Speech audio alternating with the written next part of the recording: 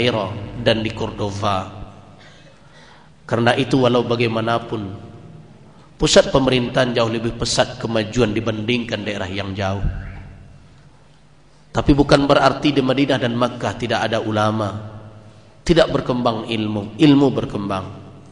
Tetapi kemudian yang menjadi tempat tujuan bagi pelajar-pelajar di luar daerah, dari daerah-daerah lain, dari negara lain, tentu adalah tempat yang menarik bagi mereka. Kairo adalah di antara kota semenjak kerajaan Bani Fatimiyah, terus berlanjut dengan Bani Ayyub, terus berlanjut dengan Mamalik, terus berlanjut dengan Qaddafi, maka terus sampai sekarang dia masih bertahan menjadi kota pusat pendidikan. Nah, karena keamanan yang kondusif, yang baik, perhatian dari ulil amri di tempat itu meningkat. Kemudian memang pertama sekali perguruan tinggi yang dibangun dengan sistem yang cukup baik tentu adalah di Al-Azhar, dan karena itulah daerah itu menjadi tempat berkembangnya ilmu. Dalam membaca Al-Quran, manakah yang lebih baik membaca satu ayat kemudian artinya dibandingkan dengan membaca satu halaman kemudian baru artinya? Akan lebih baik membaca ayat Al-Quran itu adalah satu paragraf, satu kesatuan pemikiran. Nah, di dalam Al-Quran itu ada hizib, ada rubu' hizib dan sebagainya, supaya antara satu dengan yang lain bisa saling memahami, saling menjelaskan. Jadi jangan satu ayat satu arti. Sebaiknya satu penggalan cerita, kalau ada diterjemahkan biasanya dipenggal-penggal. Selesaikan satu, kemudian fahami makna. Kita mendapatkan pahala qiraah dan pahala tadabbur. Jadi kita mendapatkan dua. Bolehkah membaca tahlilan, salawatan, yasinan dan hadiah bacaan Al-Quran dan kepada orang yang telah meninggal dunia? Kita tidak menemukan dalil yang kuat untuk ini. Beberapa riwayat dinukilkan oleh Ibnul Qayyim Al-Jauziyah di dalam kitab Ar-Ruh, Man marra 'alal maqabir, siapa yang lewat pada kuburan kemudian membaca Qul huwallahu ahad 11 kali, maka dia mendapatkan pahala sejumlah ahli kubur yang ada di situ. Nah, riwayat itu tidak dianggap kuat atau dhaif dan sulit untuk jadikan alasan beramal. Karena itu jadikanlah tahlil, jadikan salawat, jadikan bacaan yasin dan ayat-ayat lain sebagai taqarruban ilallah, untuk mendekatkan diri kepada Allah. Setelah itu kalau akan berdoa, jangan lupa mendoakan orang yang telah mendahului kita sebagaimana yang diajarkan oleh Al-Quran. Rabbana ighfir lana wal ikhwanina alladhina sabaquna bil iman wa la taj'al fi qulubina ghillan lil ladzina amanu rabbana innaka raufur rahim. Jadi jangan tahlil, salawat, yasinan itu yang dihadiahkan, tetapi jadikan tahlil, salawat, yasinan itu jangan hanya yasin saja, apa saja amalan, jadikan itu untuk qurbah, mendekatkan diri kepada Allah agar kita dicintai oleh Allah dengan beramal. Kemudian setelah itu berdoalah untuk orang yang telah meninggal. Membaca doa dan zikir ketika salat tahajud kapan? Setelah selesai tiap-tiap salam atau diselesaikan salat itu seluruhnya. Tahajud tidak ada batasan khusus 4, 6 atau sebagainya. Minimal dia 2 rakaat. Banyak ulama mengatakan bahwa batasan maksimalnya tidak ada, berapa sanggup. Tapi jangan terlalu berlebihan. Karena Rasulullah SAW pernah waktu masuk ke masjid menemukan tali yang tersangkut di tonggak masjid.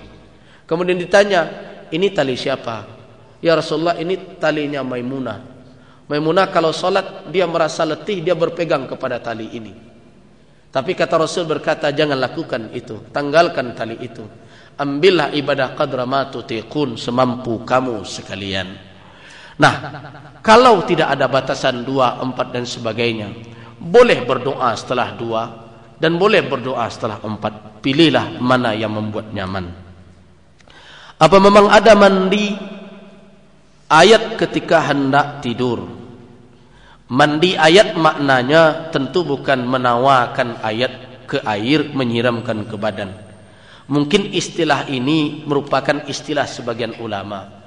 Maksudnya adalah sebelum orang tidur, berdasarkan petunjuk Rasul. Mungkin ada yang membaca kitab Syama'il Muhammadiyah karangan Imam At-Tirmidzi Di situ ditunjukkan Rasulullah membaca beberapa doa dan ayat sebelum tidur beliau. Di antaranya adalah ayat kursi.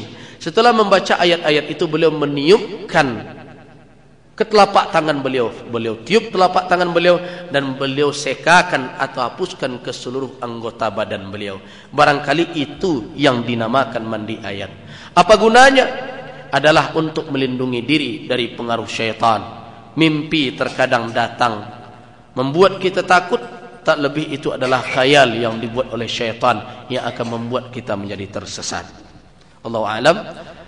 Apakah telapak kaki dan punggung kaki aurat bagi wanita? Iya. Karena Rasul mengatakan ketika hadis Asma itu, apabila haid wanita maka tidak boleh lagi terlihat melainkan wajah, telapak tangan dan telapak tangannya. Kemudian berikutnya, apakah haji yang tahun kemarin ini semua sama pahalanya dan 7 kali haji pergi haji? Tidak.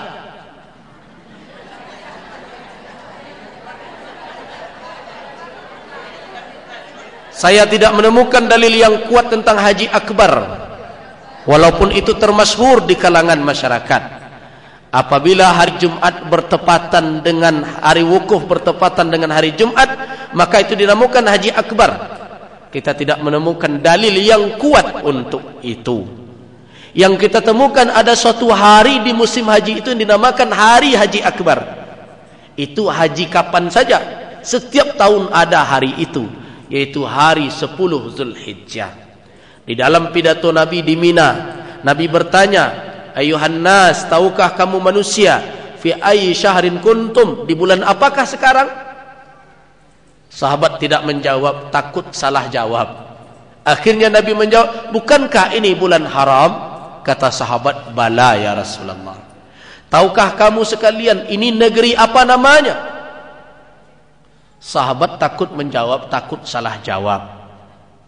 Diam saja. Nabi menjawab, bukankah ini negeri haram?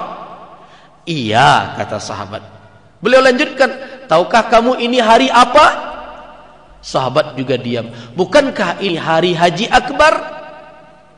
Yaumal hajjil akbar, tanggal 10 Zulhijjah. Nah, sedangkan yang haji akbar riwayatnya tidak ada yang kuat sampai hari ini.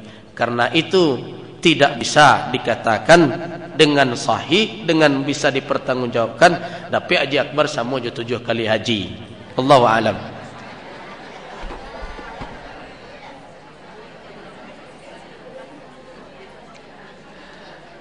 Saya bermimpi masjid terbakar, sedangkan saya sedang bertunangan. Apakah artinya?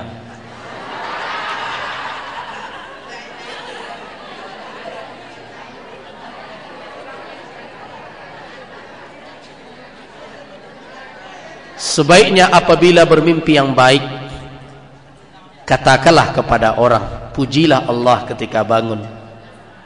Tapi apabila bermimpi yang buruk, fasta'iz billah minasyaitonir rajim, berta'awuzlah, memohon perlindungan kepada Allah dari syaitan, dan jangan dibicarakan kepada orang lain. Tapi ini terlanjur diberitakan. Apakah artinya? Wallahu a'lam. Sebaiknya di dalam pertunangan, di dalam kehidupan kita, teruslah mendekatkan diri kepada Allah Subhanahu wa taala. Memilihlah dengan pilihan Allah, jangan memilih dengan pilihan nafsu. Saya sudah tua, tetapi keadaan saya seperti orang hamil. Saya ceritakan sama orang bahwa anak saya hamil, kontan saja orang itu mengatakan bahwa saya ketularan anak saya yang hamil itu. Benarkah demikian Ustadz? Apakah itu termasuk syirik juga?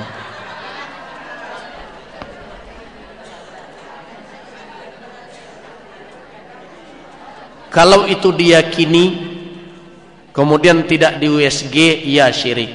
Kalau diyakini, kalau tidak di USG menjadi syirik. Kenapa? Karena tidak ada berita gaib yang bisa kita pastikan. Siapa yang memastikan berita gaib tidak berdasarkan kepada firman Allah dan sunnah Rasul, maka itu termasuk kelompok khurafat namanya. Nah, kalau untuk memastikan itu sebaiknya pergi ke rumah sakit USG saja. Itu akan lebih baik. Tapi jangan beriktikad macam-macam. jaga akidah, jangan ada hal-hal. Ini pertanyaannya sebenarnya penting. Kenapa? Karena sering kadang-kadang orang menghubung-hubungkan itu. Padahal dari mana dia tahu masalah kegaiban itu? Apakah memang ada hamil yang bisa dipindah-pindahkan sekarang atau tidak? Nah, kalau toh ada barangkali itu sihir. Nah, perbuatan sihir seperti itu kalau dilakukan oleh orang sebaiknya berselindung kepada Allah Subhanahu wa taala. Allah bisa saja mengizinkan apa yang dia inginkan, dan kita tidak bisa menghalangi kalau itu kehendak Allah. Tetapi yang perlu kita yakini, yang menjadi keyakinan hanya sebatas yang diberitakan oleh Allah dari kabar-kabar yang kita yakini, bukan dari perkiraan-perkiraan akal kita.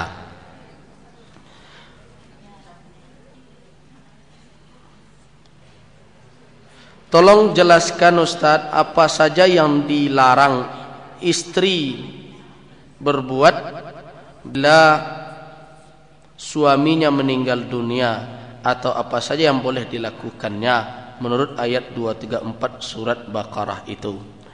Nah, ini panjang kisahnya, ceritanya. Yang pertama adalah persoalan bahwa seorang istri apabila, ini polemik fikih ya, dan barangkali nanti ketika pengajian di An-Nur bisa kita jelaskan. Kita tidak bisa menjawab ringkas karena kita harus jelaskan dulu apakah ikatan pernikahan suami istri dengan kematian itu putus atau tidak. Nah, kemudian kita lagi berhadapan dengan hadis Rasul. Boleh tidak istri memandikan suami, suami memandikan istri? Ada yang mengatakan kalau itu putus maka tidak halal saling mandi memandikan. Nah, ini karena jawabannya panjang, kita tidak akan puas nanti. Baik, kita cukupkan. Ini sangat banyak dan waktu kita tidak cukup. Ini saya simpan dan ini menjadikan catatan pertanyaan kita untuk minggu waktu pengajian kita, kajian fikih. Bapak dan Ibu, demikian insyaallah pada Sabtu depan kita lanjutkan membahas ayat-ayat surah Al-Mulk. Kita bahas ayat ketiga, 4 dan 5. Kita usahakan membahas 3 ayat pada Sabtu depan insyaallah. Kita mulai jam 9:30 tepat. Dan di An-Nur kita tetapkan 1 kali sebulan. Ada buku yang telah saya titipkan supaya pengajian kita lebih lancar. Ibu-ibu mengkopi buku itu, perbanyak saja, titip saja kepada kawan yang memegang itu, perbanyak. Setelah diperbanyak, nanti setiap kita mengaji di An-Nur tentang hadis, maka kita membuka buku itu. Ibu-ibu boleh membawa pensil dan mencatat artinya di bawah tulisan itu. Dan demikian saja. Dan insyaallah hari Jumat depan pagi saya akan memberikan ceramah di Jam'iyatul Hujjat di TK. Ya, Jumat besok insyaallah di Benteng. Demikian saja. Billahi taufik wal hidayah. Wassalamualaikum warahmatullahi wabarakatuh. Yo sama.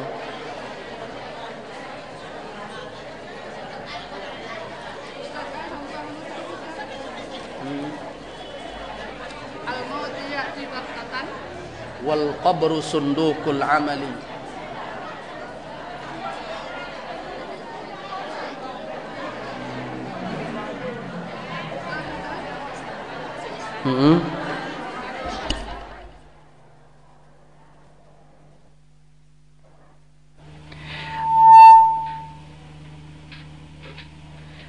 Assalamualaikum warahmatullahi wabarakatuh. Saudara pendengar dan juga sahabat setia Ihyatul Islam FM. Di kesempatan siang hari ini telah kita simak kajian tafsir bersama Ustadz Gus Rizal LC di dalam surat Al-Mulk ayat yang kedua. Dan buat para pendengar dan juga sahabat setia yang ingin mendapatkan rekaman beliau, baik untuk dalam MP3 ataupun kaset, bisa dipesan di Radio Ihyatul Islam atau di toko buku As-Sahadah yang beralamatkan Jalan Teguh Umar nomor 4, Kampung Ciawi, Pasar Atas, Bukit Tinggi, tepatnya di samping Masjid Nurul Haq. Kemudian buat para pendengar yang mungkin ingin mengikuti kajian beliau bisa mendatangi langsung setiap hari Sabtu pada pukul 9.30 di Masjid Nurul Haq. Dan itu saja dari studio Ihyatul Islam FM. Kami mohon maaf yang sebesar-besarnya. Dan akhirul kalam, wabillahi taufiq wal hidayah. Wassalamualaikum warahmatullahi wabarakatuh.